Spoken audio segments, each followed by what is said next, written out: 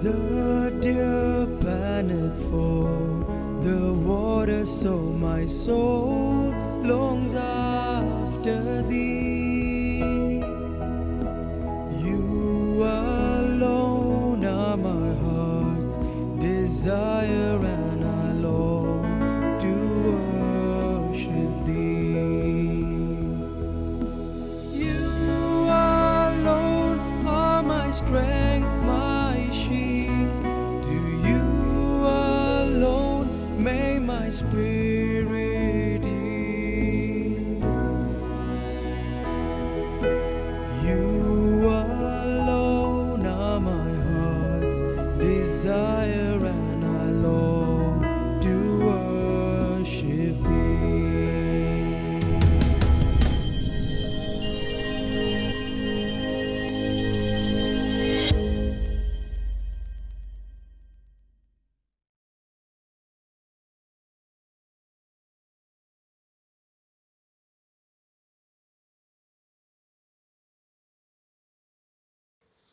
Shalom, dear friends. Grace and peace to you. Chapter 6 of Genesis highlighted the issue of corruption and violence as the cause for the devastating flood that destroyed the earth and the entire humanity. The same God now redeems the world by recreating and renewing the face of the earth. The tension between mercy and justice continues throughout the Bible. Despite the evil inclination of the human heart, attested in chapter 6, verse 5, God's covenant and fidelity will be expressed in the regularities of nature, such as the seasons, the seed time, and harvest, as is concluded in chapter 8.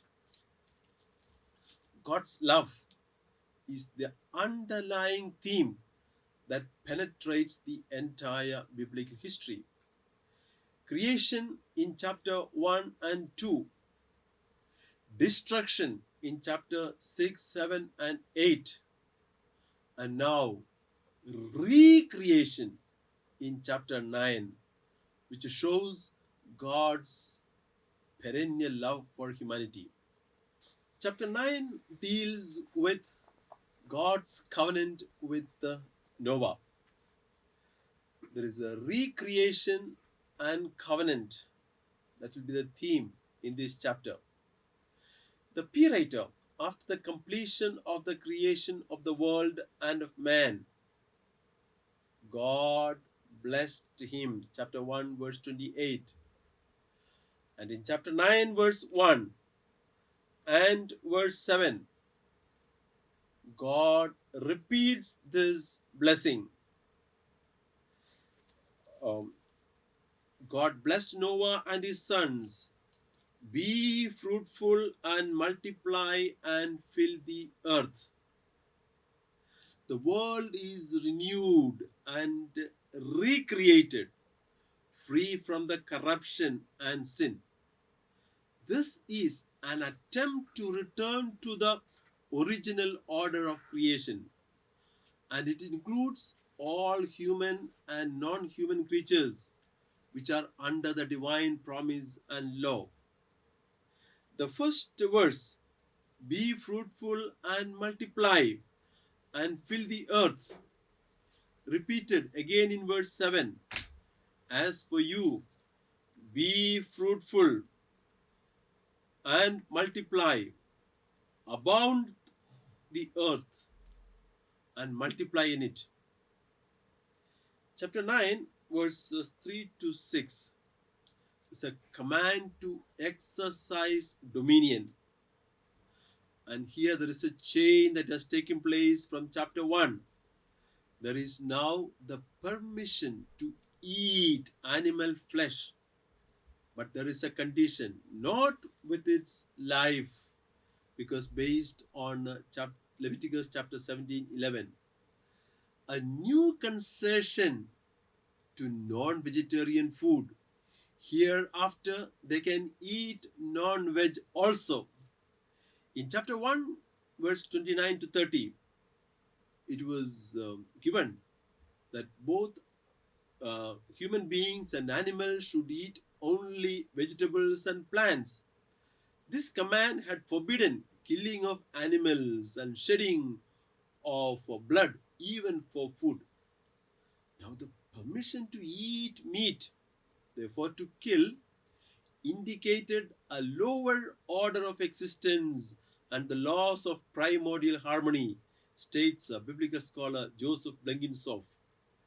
The reflective, it is this situation is reflective of the disharmony and disruption of relationship between the human beings and the animal kingdom.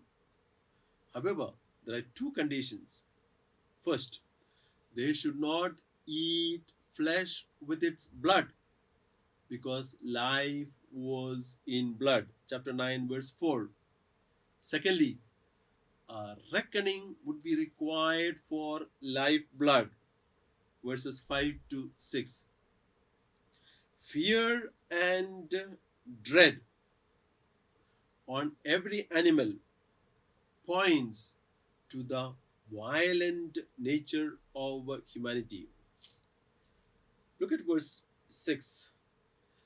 The violence that had corrupted the earth is restrained by an old law, a very old law against murder, because human being is created in the image of God, repeated in chapter 1, 26 to 27.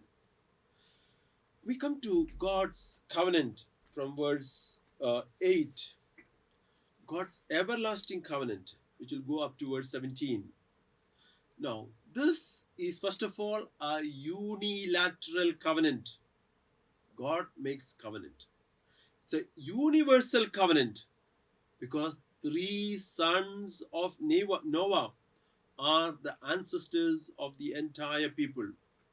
Thirdly, this is an ecological covenant, for it is made with every living creature, including birds and animals, and finally with the earth itself.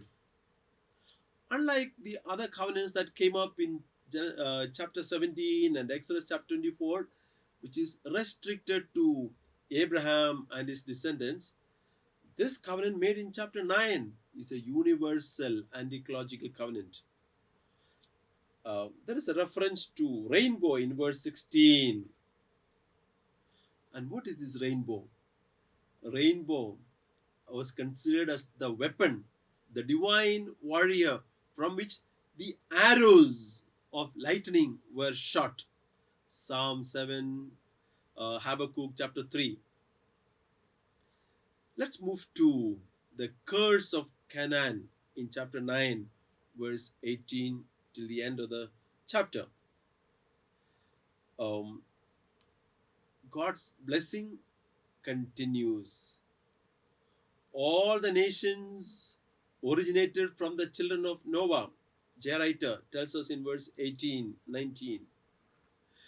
What the P-writer will say in chapter 10 is anticipated in chapter 9, verse 18 to 19. Noah was the first one to engage in agriculture, and his success in agriculture fulfilled the prophecy made at his birth in chapter 5:29. Now, this is an etiology, a science of origin, explaining the origin of weenie culture and the intoxicating effect of liquor. The biblical author does not tell us about the moral judgment on the behavior of Noah, but the statement that he was drunk and the effect of drinking. So the interest is not on the drunkenness of Noah, but the curse on Canaan. And blessings on Shem and Japheth because of their behavior towards the drunken father. They tried to hide the nakedness of the father. And this story highlights the effects of intoxication. And it was Ham, the father of Canaan, saw the nakedness of the father. But why is Canaan cursed? Why is Canaan cursed? Instead, it was a father, Ham, that saw the nakedness. Since the curse was later put on Canaan, probably the original actor may have been Canaan. In verse 25, the curse implies that Canaan's subjection to Israel was the result of Canaanite sexual practices. Leviticus 18:24 to 25 speaks about the Canaanite sexual practices that were forbidden. Now, the fact that in this small text, nakedness is mentioned 5 times, that relates this story to the sexual aberrations prevalent in among the Canaanites, among the culture of Canaan, which was a temptation for Israel. So, time and again, Israel will be remembered. Do not follow the practices and customs of the land of Canaan. Canaanites later became the slaves of the Israelites. The descendants of Shem and the descendants of Japheth um, are now mentioned in this story. The descendants of Japheth could be the Philistines who dwelt among the tents of Shem, or the Hittites who disappeared from the land soon after the land arrival of the Israelites. Let's come to chapter 10, the table of the nations. This clearly indicates it's coming from the priestly writer. What is the purpose? To prove how the blessing given to Noah is realized. The entire humanity originated through one of the sons of Noah, Shem, Ham, and Japheth. Again, to provide a background of world history for the call of Abraham. What we find in this list of chapter 10, the table of the nations, or tabulation of the nations in the ancient Near East, follow the principle of division among the nations, not based on race or language, although both are mentioned, but geographical boundaries and political affiliations. Let's look at verse 2 to 5. The descendants of Japheth are mentioned there. Their political center is in Asia Minor. So those names mentioned, descendants mentioned, are actually reflection of the population movements in the Aegean area about 1200 BC. The so-called Indo-Europeans, Madai is Medes, Javan are the Greeks, Kittim are the Rhode Island. So in from 6 to 20, we have the descendants of Ham, the people who lived 1500 between 1500 and 1200 BC, the African and Arabian tribes surrounding the Dead Sea and the northern Africa and the areas of Canaan. Cush is Ethiopia. Put is Libya. Then Egypt is mentioned. The inhabitants of the Asiatic side of the Red Sea are also listed in this section. So many of those are today displaced by conquest of Canaan by Israel. Now, from verse 21 to 31, descendants of Shem. Shem is the father of the Semitic people, the children of Eber, from where we get the word Hebrews. So, those people who lived during 1500 to 1200 BC, because waves of Hebrews came to Syria and the Palestine and eventually established states. So, Aram, for example, is Syria. Moab, Edom, and Israel. They are constantly referred in the Bible. So these are the people occupying the region of the Fertile Crescent and the Arabian Peninsula. And it gives also an important theology. What is that? The fulfillment of God's command to increase and multiply, found originally in Genesis 1:28 and reiterated to Noah in chapter 9:1 is fulfilled. So Israel is one among all these nations, and the choice of God is something special.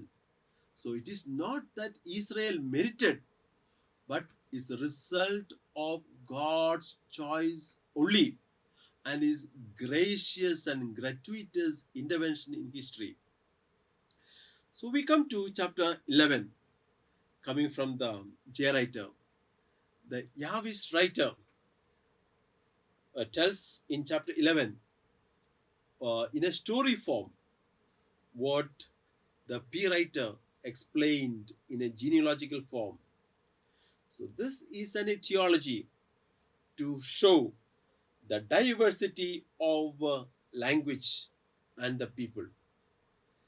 The response of Abraham to the situation of the diversity of the sinfulness of human being is the call of Abraham. It leads us to the call of Abraham. The From the context, the text of the Bible in chapter 11 tell us that the background is Mesopotamia. Shinar is Babylon, and the type of bricks made are also made in Babylon, not in Palestine. So there is no parallel uh, with any other stories in Israel. So God frustrates another attempt made to overreach human limitation, and the human being wants to reach up to God, and God scatters the people and confuses the languages.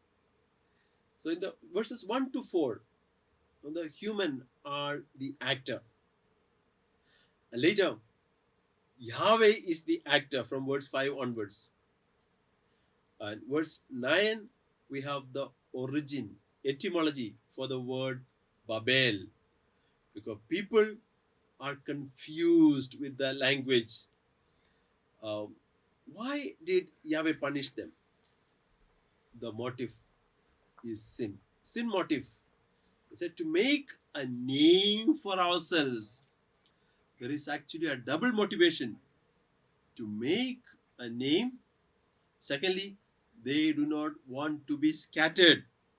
In fact, God in chapter 1 said, multiply and fill the earth. Instead, they want to be together. Um, for the biblical author, this story or the creation of this Tower of Babel is a symbol of idolatry and human pride. And this is an etiology to explain the diversity of languages, how there are different types of languages, At the same time, this is also a warning to Israel: keep away from idolatry. End of chapter 11, verse 27.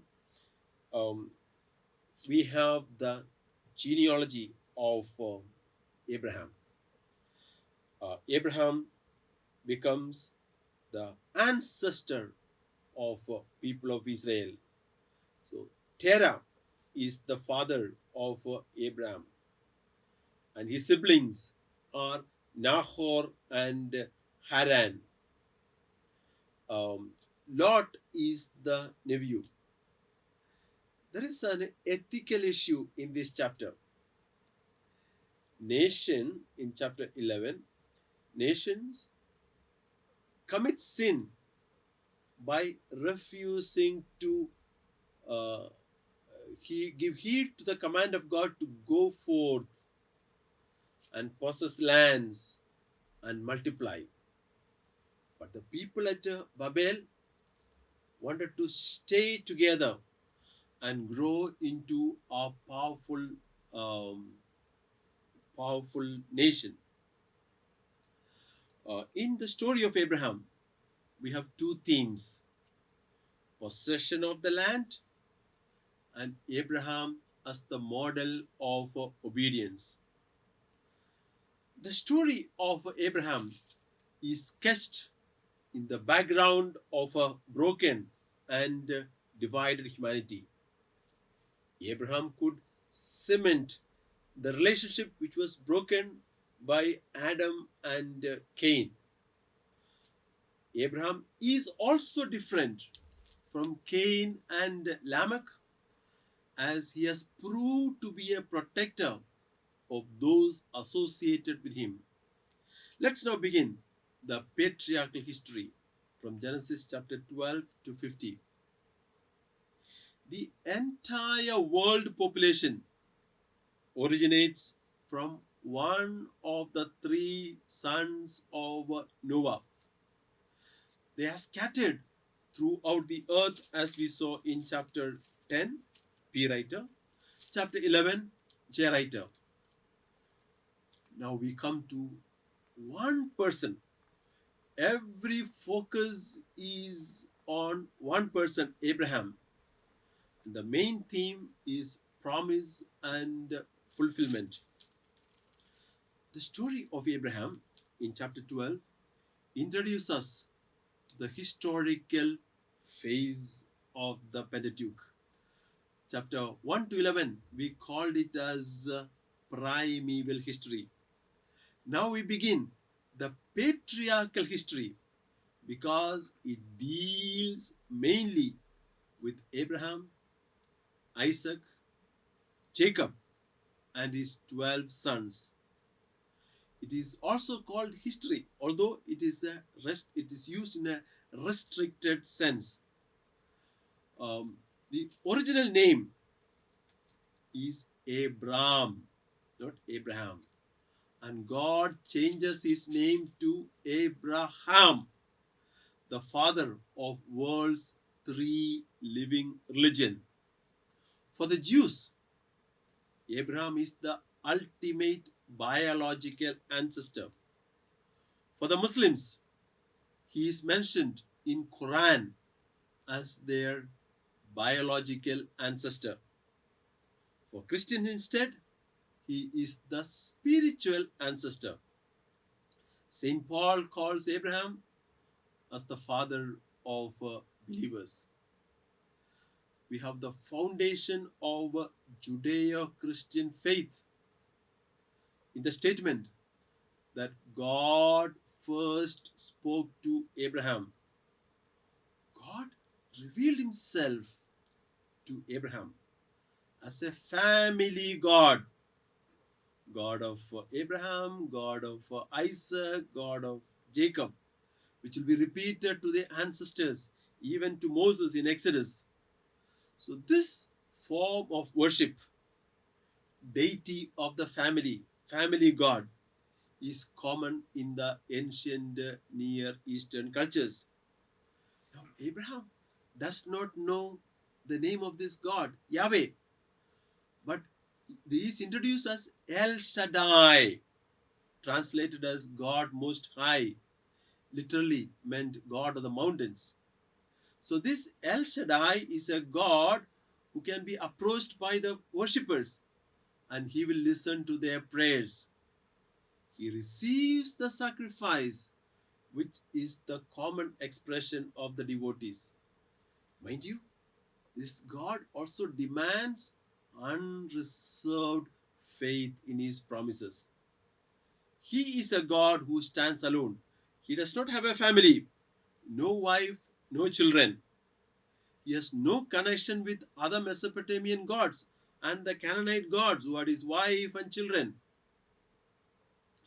The so-called the Abraham cycle begins from chapter 11 verse 28 to chapter 25 verse 18. Israel, represented by Abraham and Sarah, the first parents, they play a decisive role in the history of salvation. Why did God choose Abraham? Mystery. As I mentioned earlier, theology of selection. We cannot question why. We have no answer. Ur as a city emerged more than 6,000 years ago, and it grew to prominence around 3000 BC. It was home to the earliest form of writing, what we call the cuneiform, and this was uncovered at Ur. So Abraham came from a very civilized city of that time, and around that there must have been around 60,000 people during that time, and they had quarters for foreigners, large factories for woolen clothes and carpets for exports. References are there in the Mesopotamian tablets referring to Abraham, that Abraham hired an ox, he leased a farm, and Abraham paid part of the rent. And it tells the story of how Abraham of Ur moved to the land of Canaan. The city's downfall was caused by the invasion of the nomads called the Amorites. Joshua chapter 24 verse 2 says that Abraham and his father worshipped idols. We can make some educated guesses about the religion of Abraham by looking at the history and religious artifacts discovered from the archaeological excavations. Sumerians were moon worshippers. A name of the god, Sin. Sin was the name of the god. So, though Abraham forsook moon worship, the worship of heavenly objects became a continual problem with his descendants. Abraham's first and Yahweh's first and last word to Abraham begin with an imperative. Go, chapter 11. Take, chapter 22. And this imperative or a command is followed by a triple object, chapter 12 verse 1 and chapter 22 verse 2. Go from your country, go from your homeland, go from your father's house. Chapter 22 verse 2. The second command, take your son, take your only son you love, take Isaac. The terminus, the finality of the account is always God. The land that I will show you, the mountain of which I will tell you, So the finality of both the account, God, the land which I will show you, the mountain of which I will show you. Let's go to the promise made in chapter 12. The promise is dominated by fivefold use of the word bless in chapter 12, verse 2 to 3. I would ask you to read through this and locate the repetition, fivefold repetition of the word bless. So he will have a special relationship with God that will benefit other human families. Promise of land, promise of children. And this promise will again be repeated to the promise will be again repeated to his descendants in different occasions in chapter 17, chapter 22, and so on. This will be repeated to Isaac in chapter 26. Will be repeated to Jacob again in chapter 26. To Moses in Exodus chapter 3. The promise is the most important factor that gave Israel hope in their oppression and crisis. You will be a blessing. In you, all the families of the earth shall be blessed. That's a key passage, chapter 12, verse 2 to 3. What is the response of Abraham? Genesis chapter 12, verse 4 says, So Abraham went as the Lord had told him. This is the obedience of Abraham. So Abraham's fame will continue as a result of his trust in the Lord. Unlike his ancestors at Babel, who wanted to make a name for themselves, Abraham becomes a father in faith because of his obedience. And he goes to Shechem. Shechem was a Canaanite city in around 2000 BC at the time of Abraham. Judges 9 attest that. Genesis 12:6 speaks about oak of Moreh. You will find these oaks, a sacred tree in the patriarchal narrative. And Shechem became the earliest center of Israelite cult. The sacred trees had special places of receiving divine communication. Abraham is the founder of this shrine at Shechem. The promise will be fulfilled by his descendants when Abraham and Jacob often established altars to worship God in ancient Canaanite centers.